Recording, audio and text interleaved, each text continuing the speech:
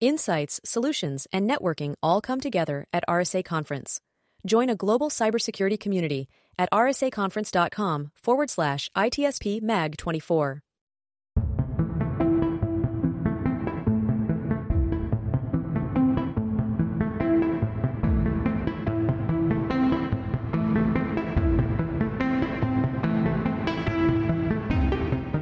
Welcome to the ITSP Magazine Podcast Network. You're listening to a new Redefining CyberSecurity Podcast with Shawn Martin. Have you ever thought that we're selling cybersecurity insincerely, buying it indiscriminately, and deploying it ineffectively? Well, perhaps we are. Let's look at how we can organize a successful information security program that integrates business culture with people, process, and technology to drive growth and protect business value. Knowledge is power, now more than ever.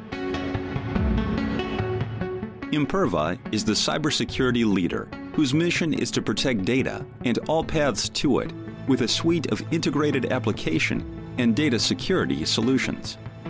Learn more at imperva.com. Devo unlocks the full value of machine data for the world's most instrumented enterprises. The Devo Data Analytics Platform addresses the explosion in volume of machine data and the crushing demands of algorithms and automation. Learn more at devo.com.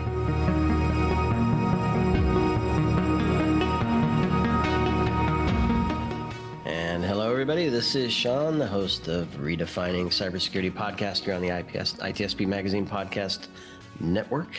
And today I get to talk about a topic that many of you might know, many might not know actually, that many moons ago I built a SIM for a big yellow company. So risk management and IR kind of run through my veins, if you will.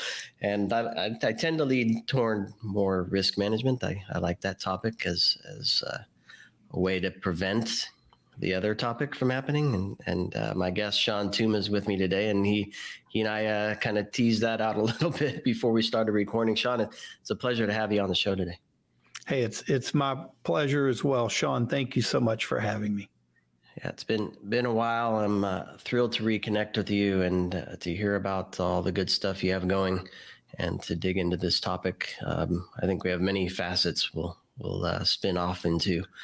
Before we get into that, though, for those who don't know who you are, maybe a few words about some of the things you've been up to, working on, anything from your past that will help shape people's minds for why this is an important topic for you. Sure. Thank you. Yeah. So my role is I'm a cybersecurity data privacy attorney, and I'm co-chair of the practice group here at Spencer Fane, a primarily U.S.-based law firm. And, my daily life, if you will, we have a full service team here that works on all business matters, but privacy, compliance, cybersecurity, all that good stuff. My role is more in the lines of incident response.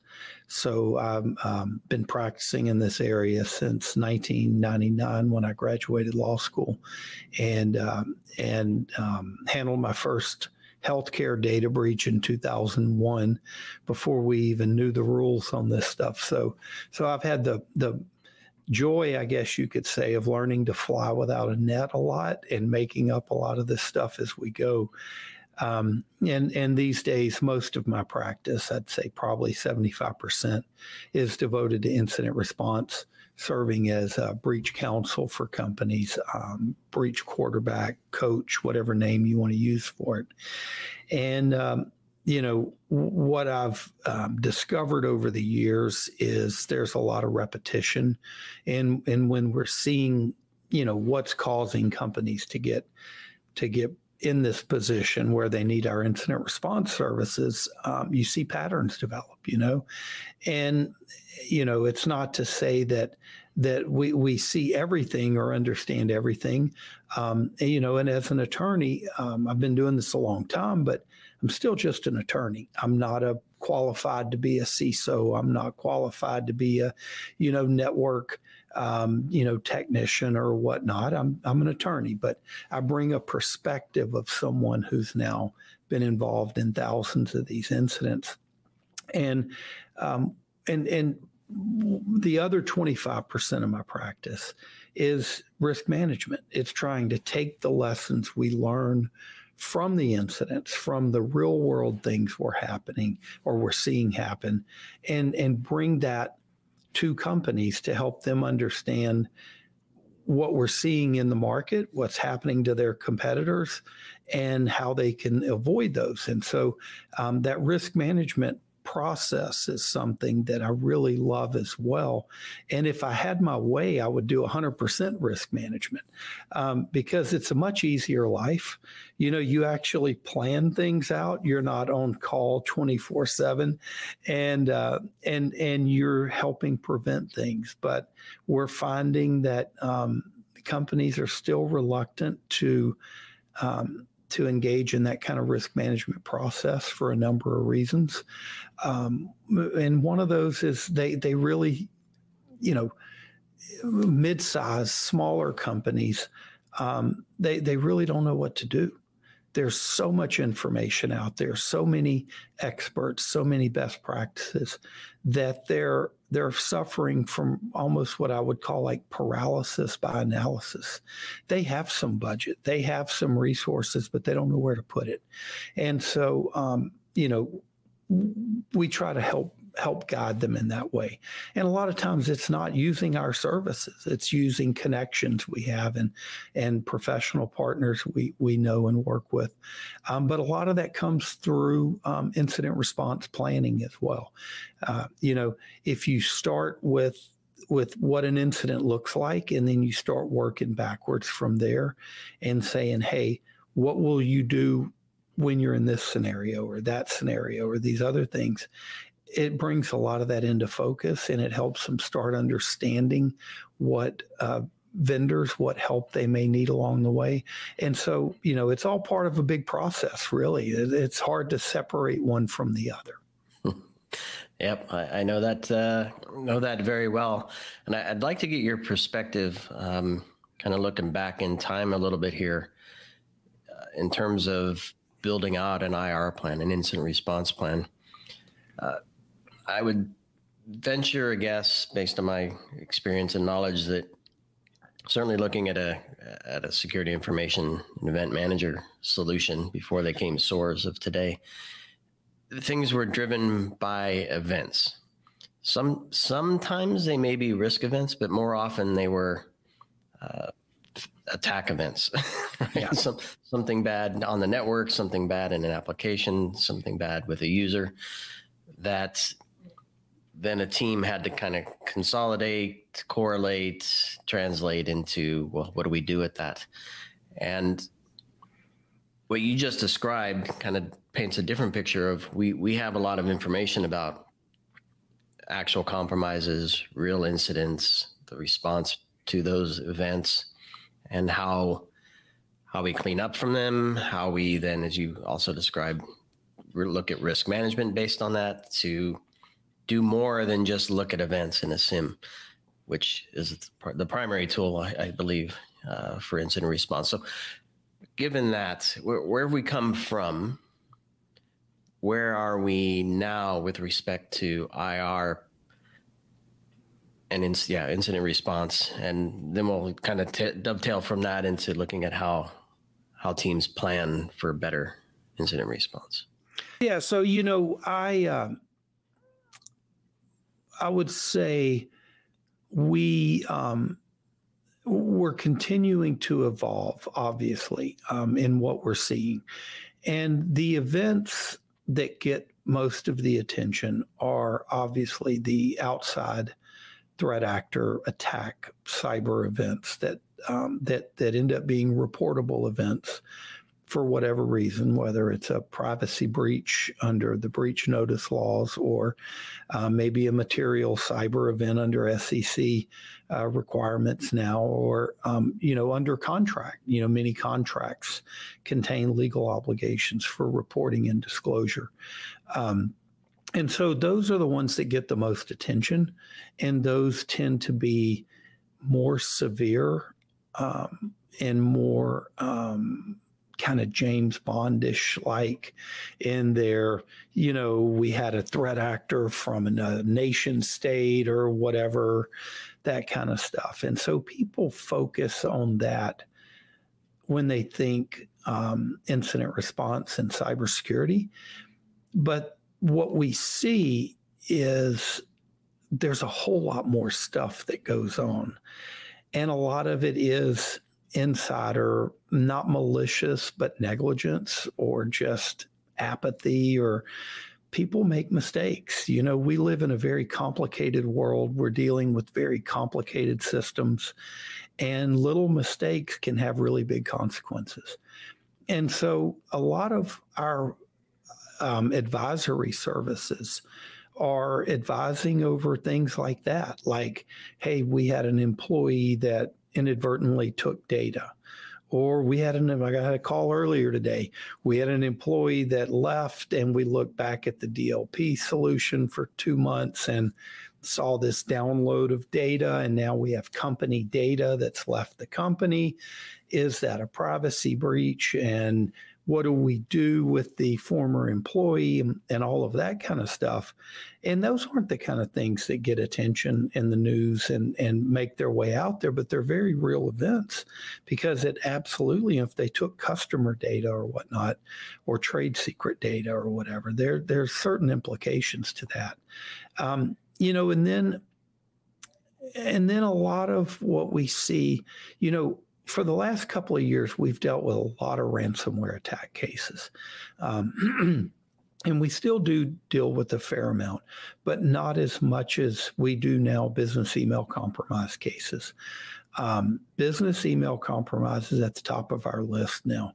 And part of the reason, I think, is because security tools have improved over the last few years significantly, and it makes it harder for these threat actors to do some of the technical work that they've been doing. And they found the human. Can I pause you there on that note?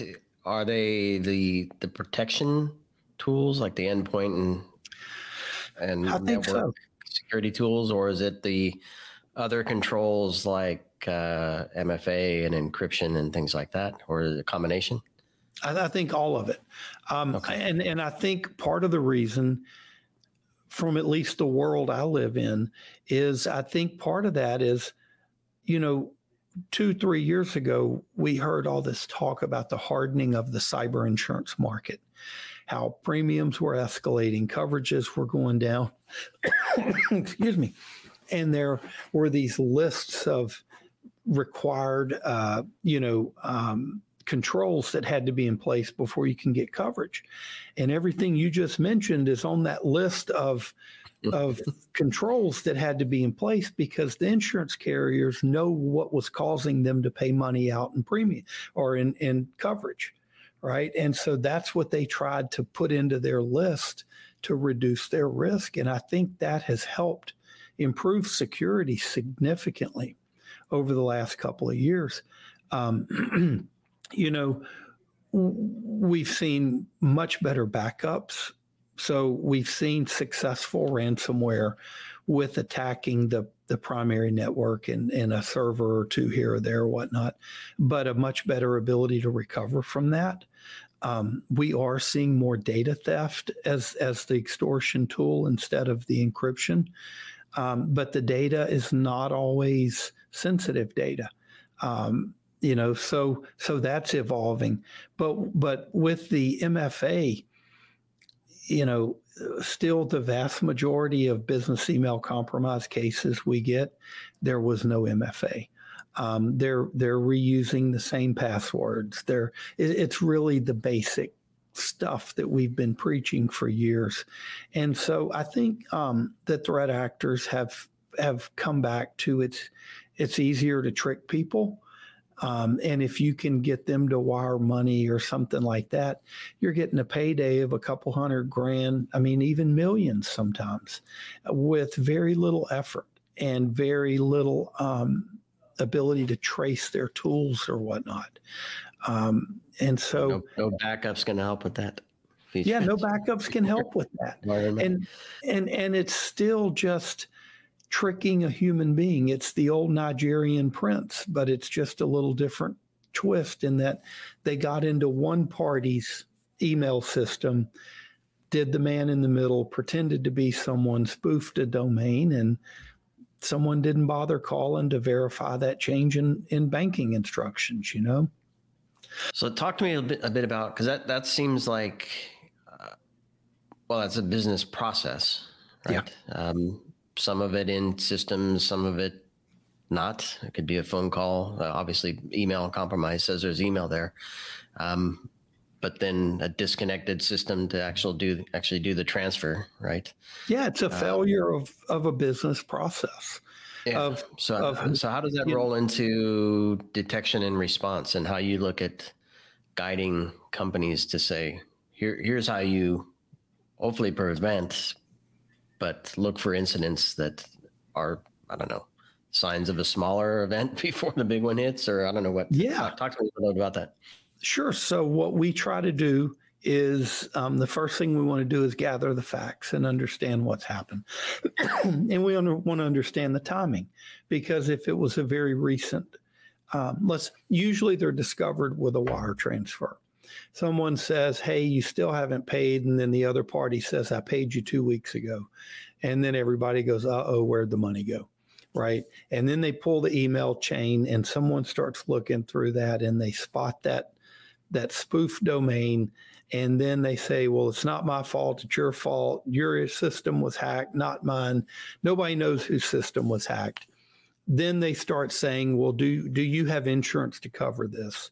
What a lot of people don't realize is even if you do have insurance, sometimes that insurance requires that phone call have been made and documented. And if it wasn't made and documented, then it voids your coverage, right? So you got to know your policy. But then it makes its way to us because they get into a dispute over it and they call and say, well, whose fault is this? And then we look at it and say, well, one party's email was hacked. We don't know which, but somehow they got this email chain to get into the middle of that transaction. We don't know which parties yet.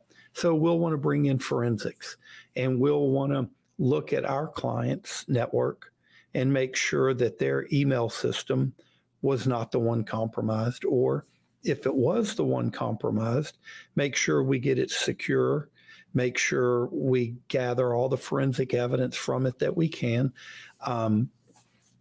Depending on what service they're using, if it's Microsoft and they have one of the higher Microsoft licenses, they may be able to get the logging data to show exactly what the threat actor did in the email account, to see what emails were accessed, what were forwarded, what were deleted, all of those kind of things. And part of the problem there is whichever party's email account was accessed may very well have a data breach of that account as well, because whatever data is in that email account, this threat actor now had access to it. So we want to determine, was our client's email account accessed? Were they the culprit? We want to protect that. And we want to know, if it wasn't our client, was it one of the other parties?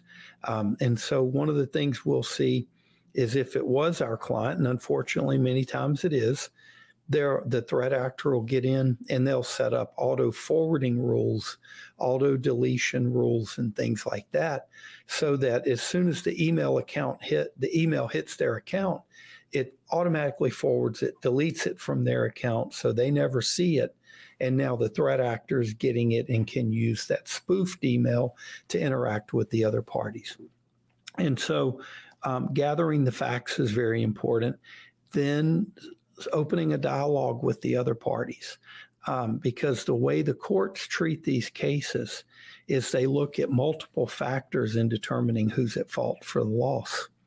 And there's no clear standard out there right now. The law is really in its infancy in how these are being handled. And so they'll look at, some fault to the party whose email was hacked.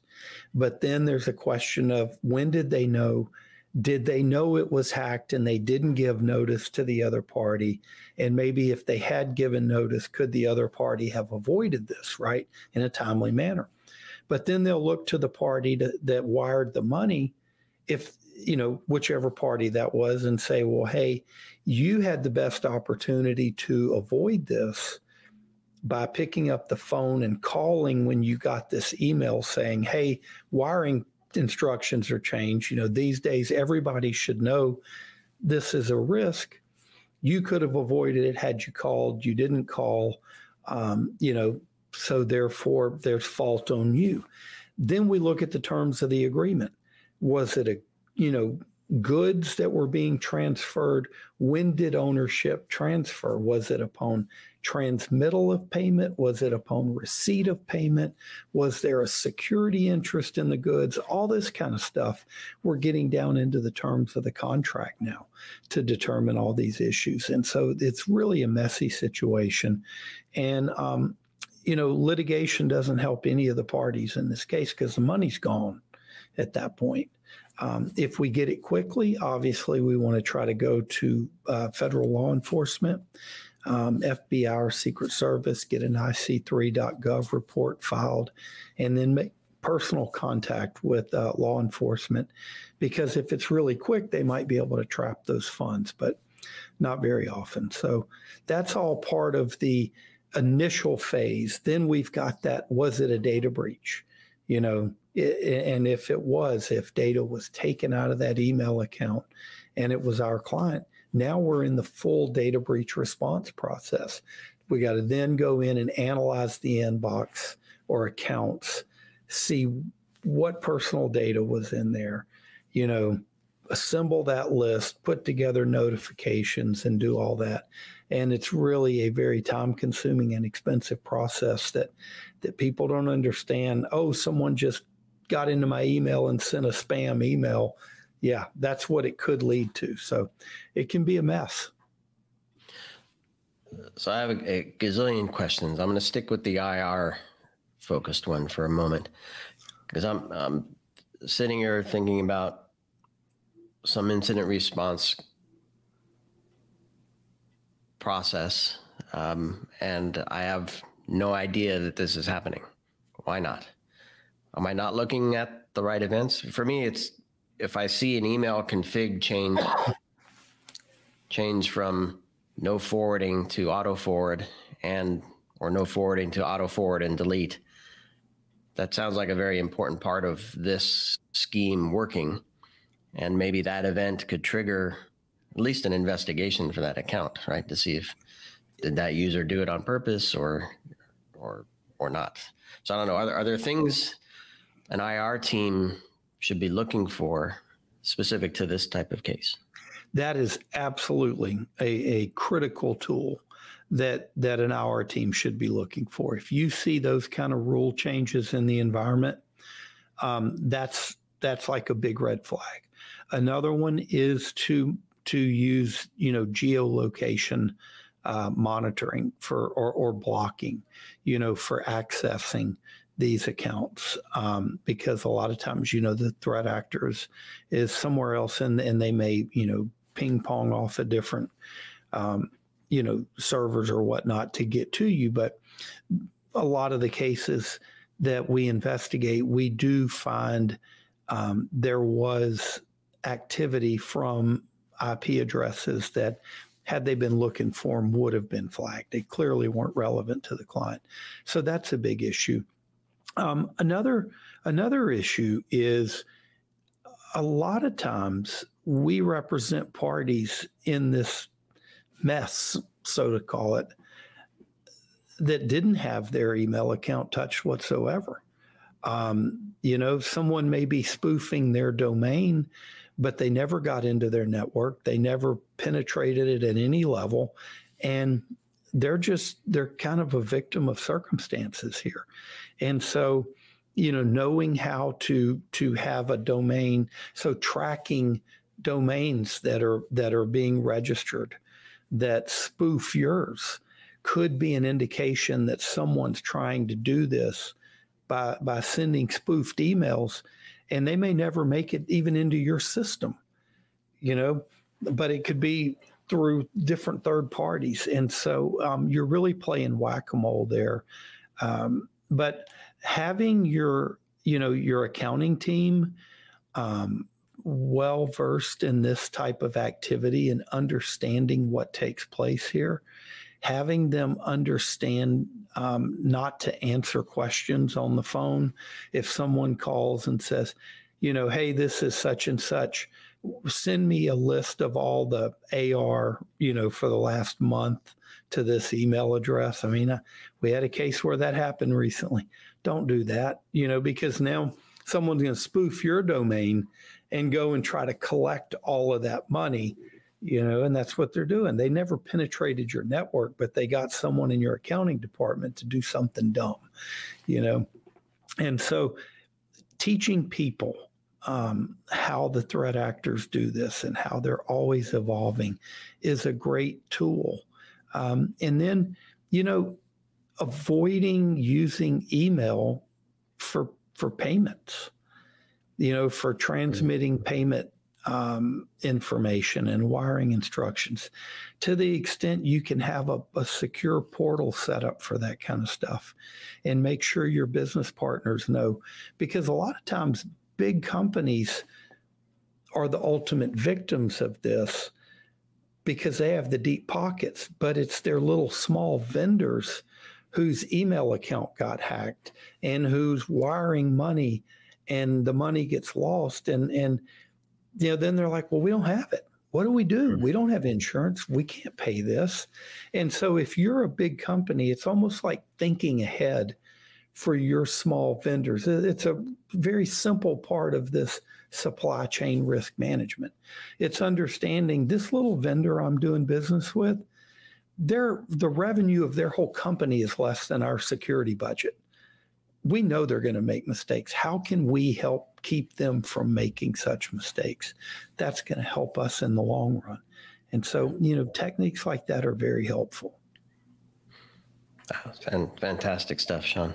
I want to have a few minutes left. I want to broaden this a bit to have you paint a picture of IR planning. I mean, we did a nice deep dive there for BEC. How do you go about helping teams build out an IR plan that's, I'll say, all encompassing? From risk management to compliance to getting insurance and auditing and for that, and compliance with standards and whatnot. How do you help teams kind of build that plan out? So I'll tell you, Shawn, I'm not a big fan of most IR plans. And rarely do I ever find myself asking for one when we get hired to serve as breach counsel, because generally speaking, I've found most of them are not helpful. In our typical scenario, we get hired by the company, and the next step is to bring in expert vendors who are going to do, your DFIR firm. They're going to come in, they're going to deploy their tools in the environment. They're going to do the investigation and the analysis, and they're the experts. So there's not much we can really tell them on how to do their job. Where I find the biggest fault comes in is companies don't know they're going to need to hire those DFIR firms. They don't know what DFIR firms they're going to hire. They don't realize that their cyber insurance may preclude them from hiring the top 3 that they want to work with. And so why is that? Because the policies. Well, yes. So most of the cyber insurance policies now, and there are hundreds of different carriers out there, they have provisions, in them that say the carrier has the right to either select or you have to select from their list of approved vendors. And if not, they don't have to cover that loss. And so if you want your coverage, you've got to select one of their approved vendors. Now, most of these policies, if you have a firm you want to work with, most of these carriers will let you use your own firm. But it takes a day or 2 or 3 of negotiating and haggling and doing all that to get that approved. And so what we see happen many times is if a company does know who they want to use, they have their team that they've built a plan around. They've practiced through their tabletops, but they haven't gotten them approved under their cyber insurance. On game day, they come in and they tell me, Shawn, hey, this is what we want to do. And I say, well, who's your cyber insurance carrier? And they say, well, we'll deal with that tomorrow or next week. I tell them, no, you can't do that. You got to get them involved first. And they have to approve these vendors or else they're not going to cover this, right? And they go, well, this is crazy. We've been practicing with this team and we've got everybody in place. And I show them the language in the policy and then everything stops. Because now you got to make a choice of, do we go with the team we know and potentially jeopardize our coverage? Or do we now try to negotiate with the carrier, which if it's a Friday, and we know these incidents many times happen on Friday, we want to be working Friday afternoon. We don't want to be haggling with an insurance carrier Friday, Monday, Tuesday before we get to work, right?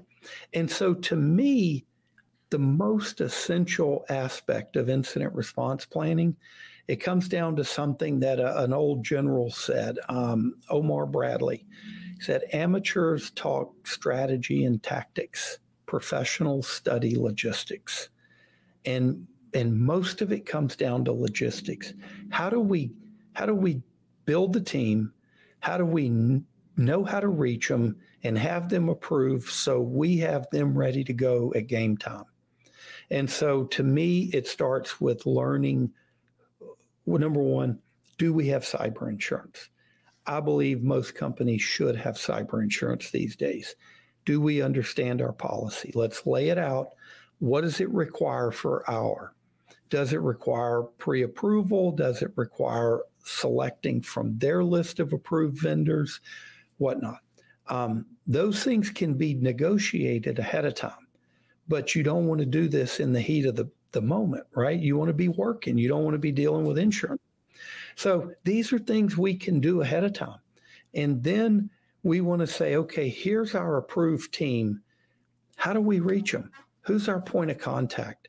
What's the mobile number? What's the second mobile number or the backup person's mobile number, right? All these logistical questions. If we're dealing with payment cards, how do we notify our merchant or our processing bank of this incident?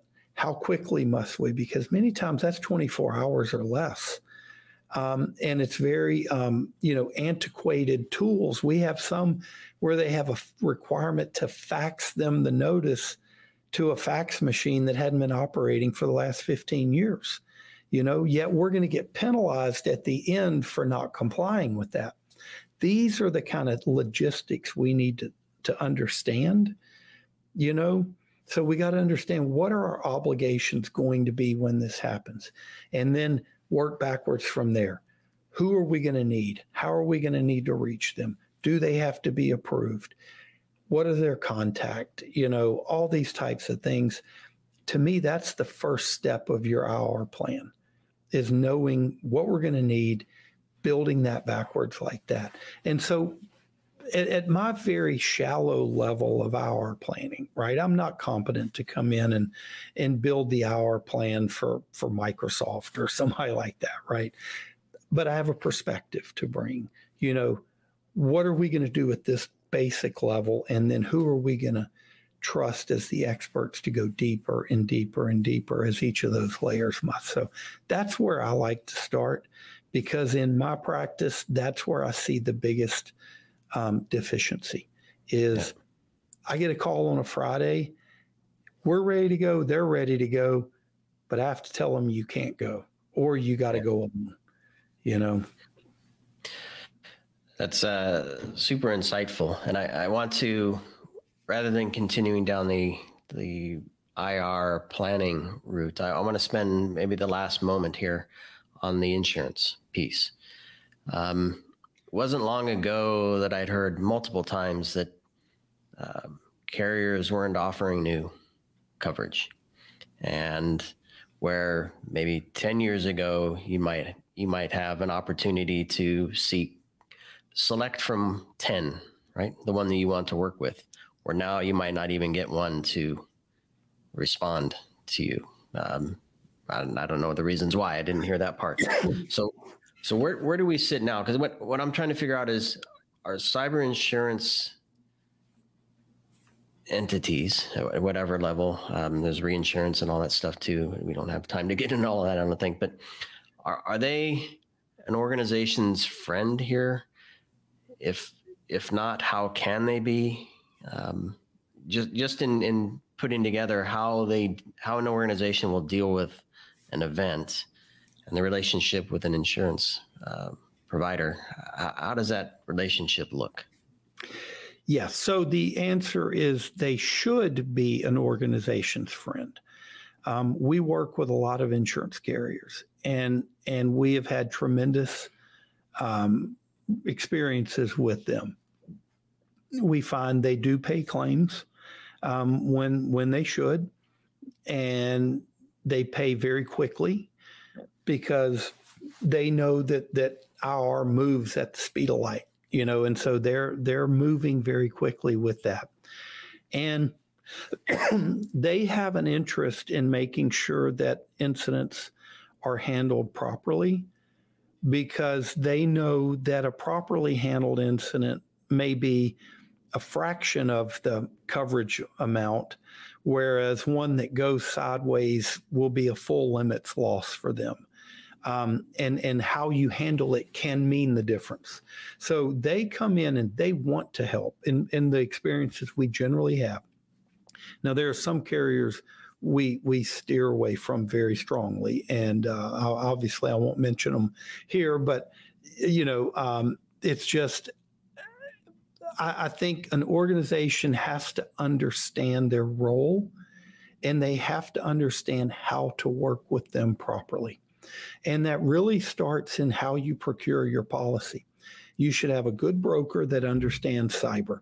And there are many, many different forms of policies with many different coverages and a lot of variance between each. And the only way to get the right coverage is you have to understand your risk.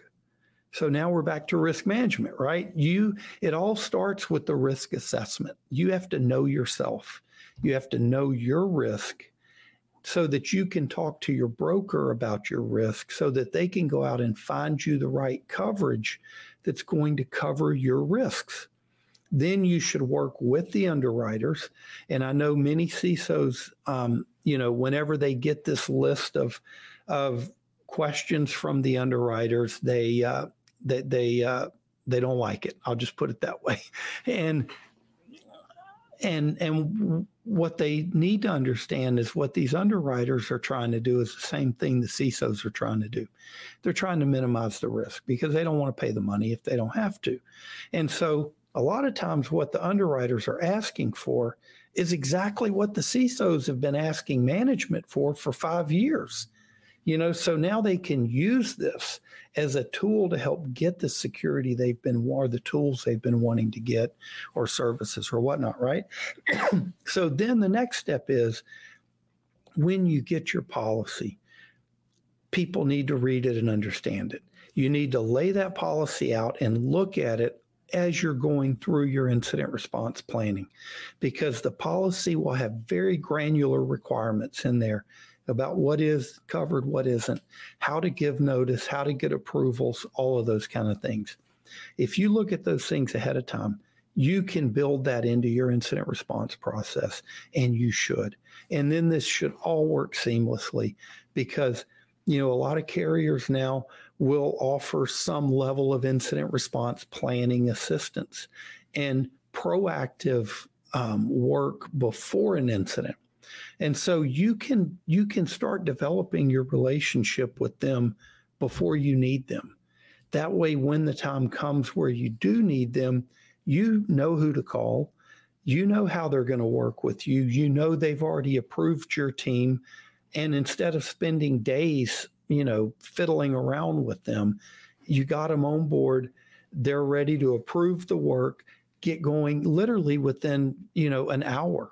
Many times we can have everybody on the phone, everything approved, have a scoping call within the first hour of even knowing this happened, have that SOW completed and approved within the second hour, and be working with teams deploying assets shortly after that.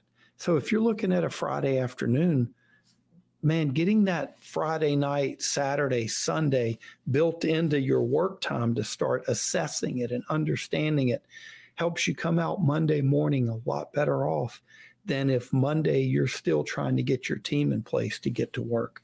So you got to look at them as a partner, but you got to play by their terms. You got to know their terms and understand that it's part of the process and something you need to work with. Yep.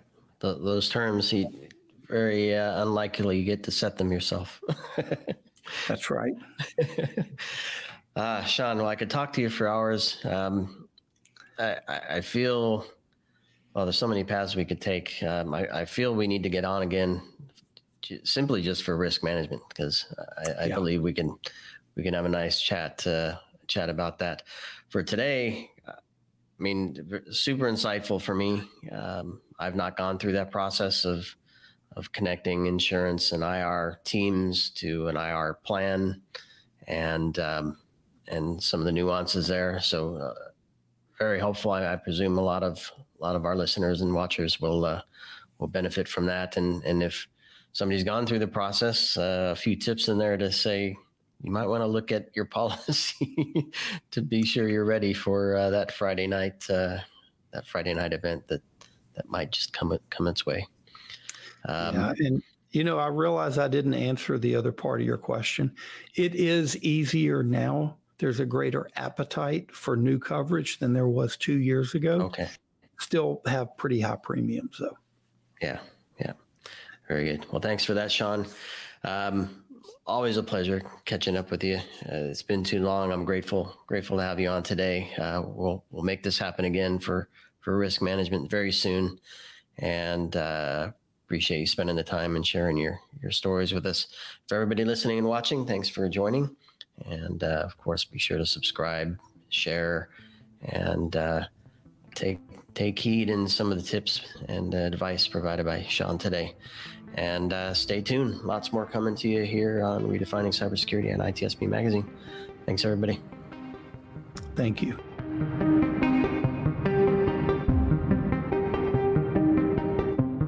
Devo unlocks the full value of machine data for the world's most instrumented enterprises. The Devo Data Analytics Platform addresses the explosion in volume of machine data and the crushing demands of algorithms and automation. Learn more at devo.com. Imperva is the cybersecurity leader whose mission is to protect data and all paths to it with a suite of integrated application and data security solutions. Learn more at imperva.com. We hope you enjoyed this episode of Redefining Cybersecurity with Shawn Martin, part of the ITSP Magazine Podcast Network. If you learned something new and this conversation made you think, then share this show and itspmagazine.com with your friends, family, and colleagues. If you represent a company and wish to connect your brand with our conversations, you can sponsor one or more of our podcast channels. We hope you will come back for more stories and follow us on our journey. You can always find us at the intersection of technology, cybersecurity, and society.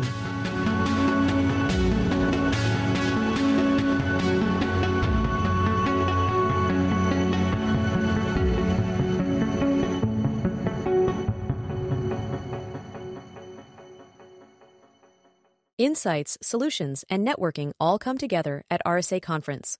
Join a global cybersecurity community at rsaconference.com/ITSP Mag 24.